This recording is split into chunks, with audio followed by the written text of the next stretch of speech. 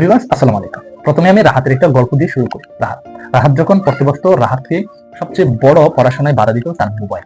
So একদিন রাহাতকে একটা বন্ধু এসে বলল, এই মোবাইল চাইলে তোমার উপকার করতে পারে। কিভাবে? তুমি এই মোবাইল দিয়ে কিন্তু তোমার পড়ালেখাকে আরো সহজ করতে পারো, প্রোডাক্টিভ করতে পারো, মজার চলকে তুমি পড়তে পারো। সো তার বন্ধু তাকে এমন 4টা অ্যাপের সন্ধান দিল, যে 4টা অ্যাপের সন্ধান আমি আজকের এই ভিডিওটার মাধ্যমে আপনাদেরকে দিয়ে দিব, বা যারা আমার ছোট আছেন তাদেরকে আমি তুমি হিসেবে সম্বোধন করতেছি, তোমাদেরকে দিয়ে দিব। ওকে, যে 4টা অ্যাপের সন্ধান আমি এই ভিডিওর মাধ্যমে দিয়ে দিব।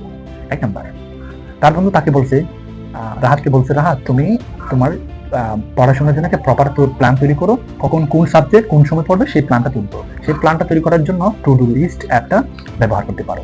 টু ডু লিস্ট অ্যাপ ব্যবহার করলে সেখানে প্ল্যান তৈরি করা যায়, এবং সেই প্ল্যান অনুযায়ী তোমাকে সময় অনুযায়ী তোমাকে কিন্তু রিমাইন্ডার দিবে। জাস্ট তোমার কাজটা হচ্ছে টাস্কটা কমপ্লিট করা। সো এই টু ডু লিস্ট অ্যাপ হচ্ছে একটা প্ল্যানার অ্যাপ, চাইলে এখানে কিন্তু প্ল্যান তৈরি করা যায়। এখন রাহাত তাকে বলছে, আরে প্ল্যান তো তৈরি করছি, এখন যদি পড়তে বসি তখন তো আমাকে বিভিন্ন নোটিফিকেশন ডিস্টার্ব করে। তো 5 মিনিটের জন্য যখন ফেসবুকে যাই, আধা ঘন্টা সময় ব্যয় হয়ে যায়। তো এটা কন্ট্রোল কিভাবে করতে পারে? তো রাহাতকে তখন তার বন্ধু বলছে যে এটা কন্ট্রোল করার জন্য একটা অসাধারণ অ্যাপ আছে, সেটা হচ্ছে ফরেস্ট অ্যাপ। যদি সে ব্যবহার করে তাহলে হয়তো বা তাকে একটা মোটিভেট হিসেবে কাজ করবে। যেমন ফরেস্ট অ্যাপ হচ্ছে এমন একটা অ্যাপ যেখানে একটা টাইমার সিলেক্ট করে দেওয়া হবে। সেই টাইমারের ভিত্তিতে একটা গাছ কিন্তু ভার্চুয়ালভাবে বৃদ্ধি হতে থাকবে। যখন সেই টাইম অনুযায়ী সে পড়তে বসবে, তখন কিন্তু গাছটা যতক্ষণ পর্যন্ত সময় উল্লেখ করা আছে ততক্ষণ পর্যন্ত বৃদ্ধি হতে থাকবে।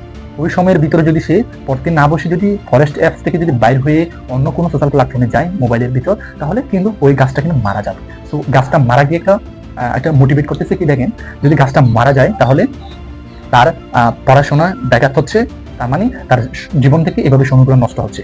সো যদি গাছটা বৃদ্ধি হয়, এভাবে যদি প্রতিদিন করতে থাকে, তাহলে বিশাল একটা ভার্চুয়াল জঙ্গল বা ভার্চুয়াল বন তৈরি হয়ে যাবে।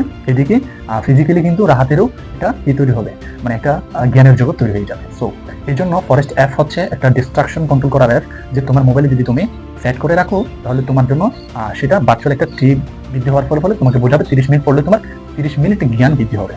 এখন রাহাতের বন্ধু 3 নম্বরে যে অ্যাপের কথাটা বলতেছে সেটা হচ্ছে, রাহাত তুমি চাইলে তোমার ডিজিটাল শিক্ষক হিসেবে এআই কে ব্যবহার করতে পারো। হ্যাঁ, এনি এআই, যে কোনো এআই কে ব্যবহার করে একজন ডিজিটাল শিক্ষক হিসেবে ব্যবহার করা যায়। যেমন চ্যাট জিপিটি হতে পারে, জিমিনি এআই হতে পারে। সেখানে কঠিন সাবজেক্টগুলোকে সহজ করা যায়, এবং প্রশ্ন তৈরি করা যায়, এবং বিশাল পড়াকে সামারাইজ করা যায়। সো এই জন্য যে কোনো এআই ব্যবহার করে পড়াকে আরো মজাদার এবং প্রোডাক্টিভ করতে পারে। এই জন্য যে কোনো এআই ব্যবহার করা একজন ছাত্রের জন্য খুবই খুবই গুরুত্বপূর্ণ। সো এআইকে কপি করবেন না, এন্ড কপি না করে শেখার উদ্দেশ্যে ব্যবহার করবেন।